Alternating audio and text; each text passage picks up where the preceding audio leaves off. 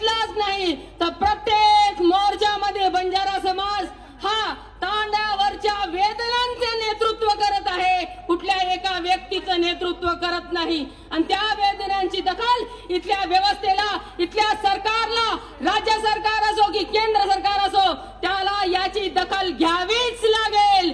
दखल जर नाही घेतली तर आज आम्ही परभणी जाम केली, उद्या मुंबई, नंतर दिल्ली। बबन पवार सर, तुम्ही आदेश द्या।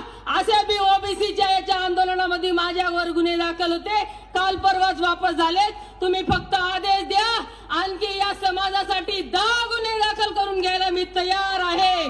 आणि जाता जाता तुम्हाला दोनच एवढंच सांगून जाते की द्वंद कहां तक पाला जाए, युद्ध कहां तक टाला जाए, द्वंद कहां तक पाला जाए, युद्ध कहां तक टाला जाए, तू भी तो है राणा का वंशज, अरे फेंक जहां तक भाला जाए, फेंक जहां तक भाला जाए। और दोनों तरफ आगे सुनो, और दोनों तरफ बंजारा शिक्का वही उछाला जाए, दोनों तरफ बंजारा शिक्का वही उछाला जाए। मी फार इतिहासाच्या खोलवर जात नाही, कारण मान्यवर फार अभ्यासू आहेत माझ्यापेक्षा बोलणारे।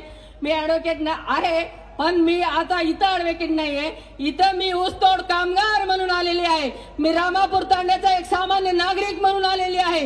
हा समाज आज मी इथं आहे, उद्या आमचे गटोडे बांधलेले आहेत ऊस तोडण्यासाठी। आम्ही 4 दिवस आज इथं परभणीला दिसणार आहेत, उद्या आम्ही कारखान्याला दिसणार आहेत। या सरकार मायबापने आमची नोंद घ्यावी, नाही तर गोडीने बोलता येते आणि आम्हाला सगळ्याच पद्धतीने बोलता येते। जय शेवलाल, जय मर्या मायाडी।